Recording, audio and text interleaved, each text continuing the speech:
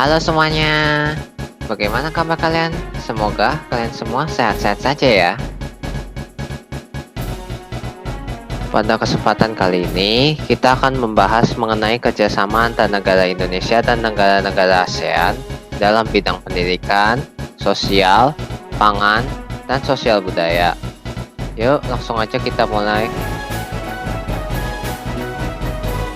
Organisasi ASEAN didirikan dengan berbagai tujuan.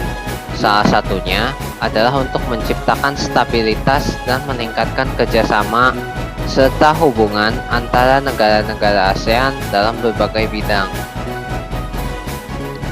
Nah, seperti yang sudah dibahas sebelumnya, salah satu dari bidang tersebut adalah bidang ekonomi dan politik.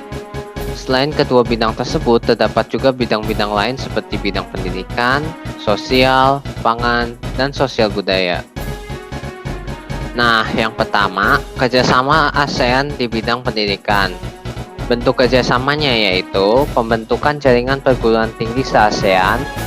Jaringan ini berfungsi untuk memberikan informasi perguruan tinggi terbaik yang dipilih mahasiswa di Asia Tenggara.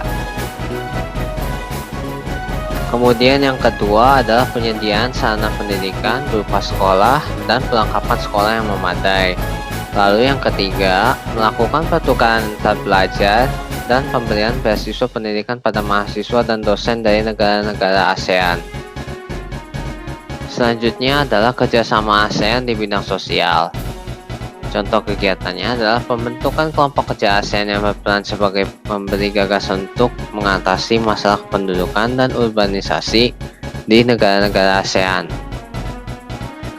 Nah, sekarang untuk yang kedua adalah pembentukan kelompok kerja kota-kota ASEAN berwawasan lingkungan yang berperan memberi pendanaan dan dukungan pada masyarakat untuk menciptakan kota berwawasan lingkungan. Lalu yang ketiga adalah penanganan bencana alam dan pemberian bantuan pada penduduk di negara ASEAN yang mengalami bencana alam berupa obat-obatan, pakaian, dan makanan. Selanjutnya adalah kerjasama ASEAN di bidang pangan. Contoh kegiatannya adalah penyediaan pupuk, salah satunya melalui PUSLI di Palembang. Didirikannya IRRI di Filipina untuk melakukan penelitian agar negara-negara ASEAN memiliki ketahanan pangan.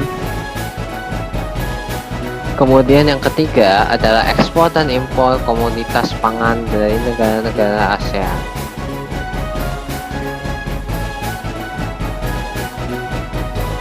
Kerjasama ASEAN di bidang sosial budaya. Contoh kegiatan yang dilakukan adalah meningkatkan kesejahteraan dan perlindungan sosial di kawasan ASEAN.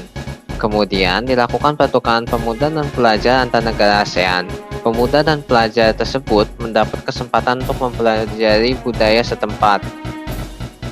Selanjutnya diselenggarakan juga perlombaan olahraga antar negara di Asia Tenggara yang diikuti oleh atlet-atlet dari seluruh anggota ASEAN. Contohnya adalah SEA Games.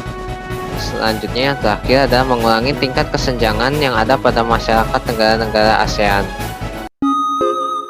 Sekian materi pada video kali ini. Apabila ada yang ingin ditanyakan, silahkan tanyakan melalui WA. Terima kasih.